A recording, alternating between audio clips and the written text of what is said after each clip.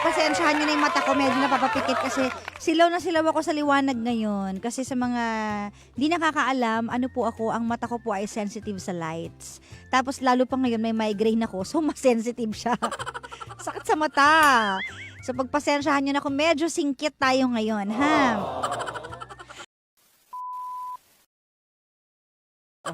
Oh, ito totoo, nagpahanap talaga ako ng shades. Pagpasensyahan nyo na po ako dahil masakit talaga yung mata ko. Hindi talaga kakayanin. So, star witness for today muna ako. Nakikita ko pa naman kayo dyan.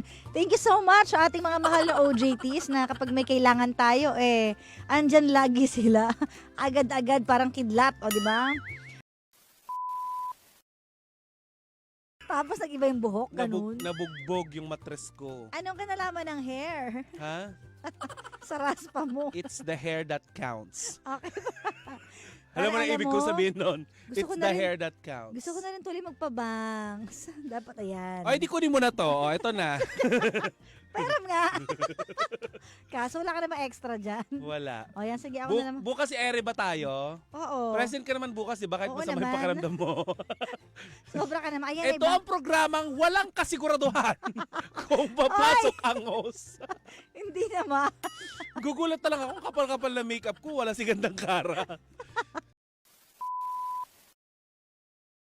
May pasahero ka pa doon. Tagal mo daw. Ay, may nakikita ako. Ano? Yung strap ng bra mo, nakalislis. Huwag mo na sinabi mo pa talaga style Ay, yan. sorry. Ay, Hindi ano na. tawag doon? Sino yung Blackpink dati na nakaganyan din yung bra? Binaba ko kasi. Si Jenny. Si Jenny. Bagong style to. Kasi, Parang yung bra off shoulder. kasi yung mga fanay ni Gandang Kara dati, message sila sa akin. Pakisabi kay Gandang Kara, nakikita yung bra niya. May ginagaya pala talaga siya. Intentional pala yung pagpapakita niya ng strap ng bra. At least yung strap ng bra ni Gandang Kara, kapag puti, puti talaga, hindi brown yung puti. Oo. May mga ganun eh. Di ba? Makutim yung bra. Grabe siya. Si driver. Asan ba yung good morning towel ko? Ako yung client mo for today. Pakiliko dyan. Diba? Walang ganyan kung gusto mo ng ganyan ang actingan mo, mag-grab ka. Huwag ka nagta-taxi. Taxi ka ba? Ano ba yan? Oo, Hindi, ma'am. kasi nagmamadali ako sa airport makapunta eh. So, kailangan kitang i-hire. So, pakibilisan naman, bagal naman mag-drive oh. Kung betchining kita dyan. Nang matahimik ka Ano dyan. ba yan? Oh, anyways, ito na nga. But anyways, si Kimchi. Oo, anong pwede mong ipayo dito kay sa mga mahihina ang loob lumaban. kay Gandang Kara? Ba't ako? Bilang siya ay hindi nababardagul. Hayop ka. Di ba wala kang bardagul, matagal na. Talagang anuhin mo pa no?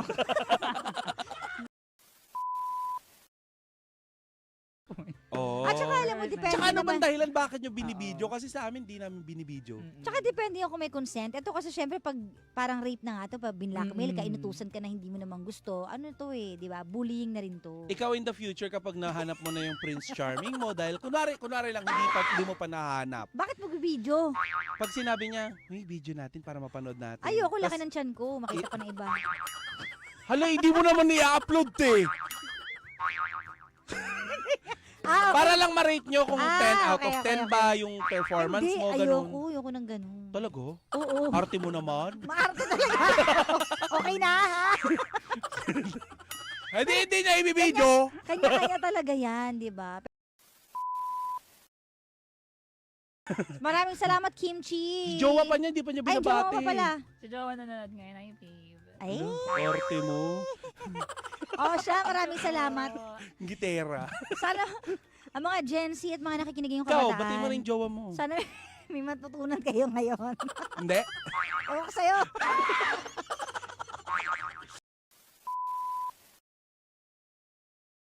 Sana'y okay ang inyong maghapon. Kung ako tatanungin ninyo, tanungin nyo naman ako. Ako ay hindi ko alam bakit tamad na tamad ako ngayon. Oo. Hindi ko alam ano meron. Gutom ba ako? Nasobrahan ba ng kain ko? May nakain ba akong hindi tama? Hindi ko alam. I don't know. Parang ako. Parang nanghihina ako. And I don't know why.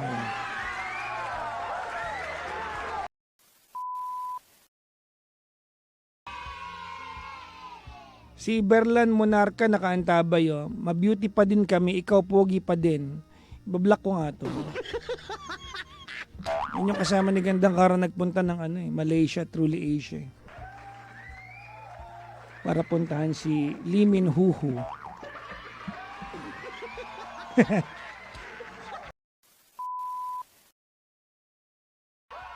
Uy, na-excite na ako kasi kanina, habang kumukuha si chairman ng panibagong ko, ay, teka lang, sino ba nandiyan? Si Estong. Estong! Kapi ka naman, oh.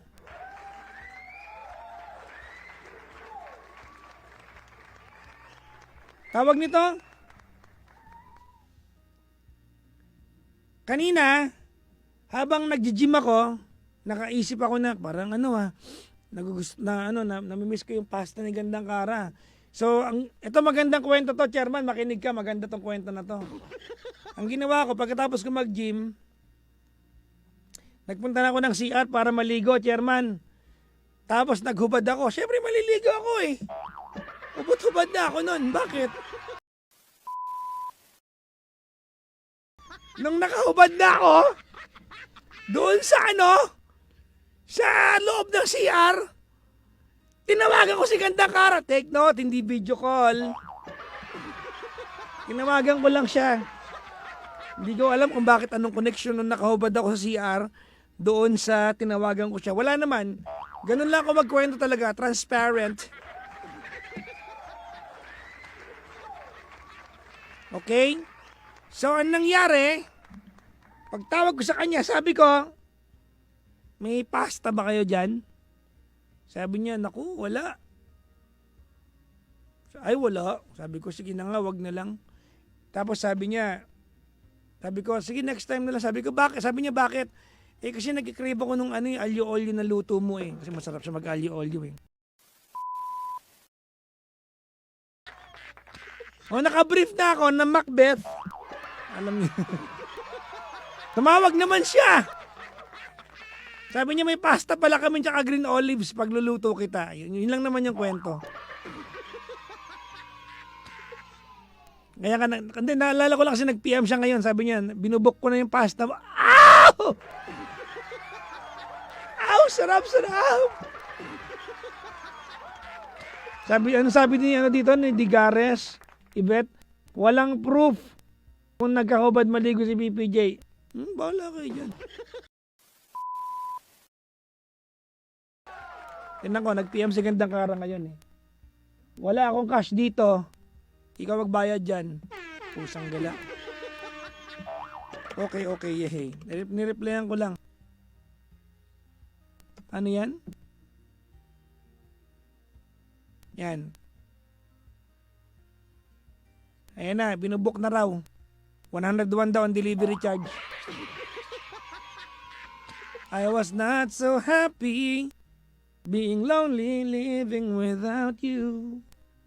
So I prayed so hard for your love. In my heart I needed you. Ang pinakamasarap na ali-olyo sa Pilipinas. Salamat Gandang Kara sa pagluluto. Ayan. Hello po. Sa lahat po naman nakakita ng story ko, nakaka-post lang. Nakakakain ko lang. Oh. Kumain ako ng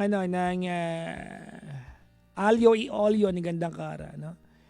Hindi ako nagbibiro pag sinabi kong ang pinakamasarap na alyo-olyo na tikman ko sa buong buhay ko ay luto ni Gandang Kara. Hindi ko alam kung anong ginagawa niya. May pawis ba siya niyan? Hindi ko alam, no? Oo, pero tawag na ito, napaka-sarap, no? Dami ko nga nakain eh. So, salamat kay Gandang Kara kasi nalibre kami ng pagkain dito. Dami na kain, chairman. Grabe, sabi niya, bitin naman. Gumanon pa nga eh. Gumanon, no? One of my all-time favorite artists, this is Taylor Dane. Siya yung kumanta ng Love Will Lead You Back, saying goodbye. It's never an easy thing. Hello sa mga nakaantabay sa TikTok ha. Nanonood lang kayo? Ayaw nyo mag-share? Lupit nyo naman. Ha? Mag-share kayo! Hindi yung nanonood lang kayo dyan! Please! Mag-share kayo.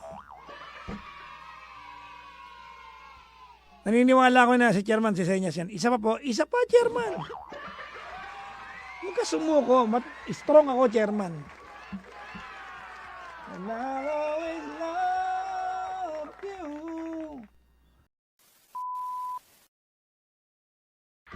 Alam mo sa panahon ngayon, naiirita ako sa micro-cheating, no?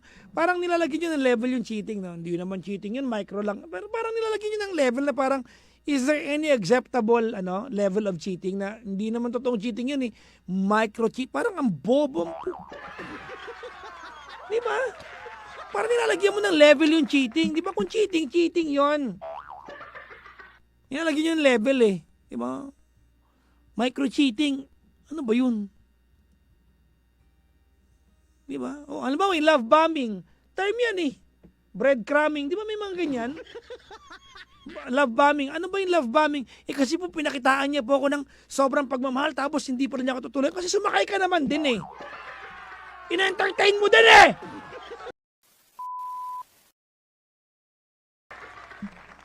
Totoo naman, di ba? Breadcrumbing, may micro-cheating, may love bombing. Ha? Ge. Di ba? Sabi rito ni Raydo, ano sabi niya? Love bombing, narcissistic lang ang nakakagawa nun. Psychiatrist ka para masabi yan? Di ba? Why do you have that kind of diagnosis?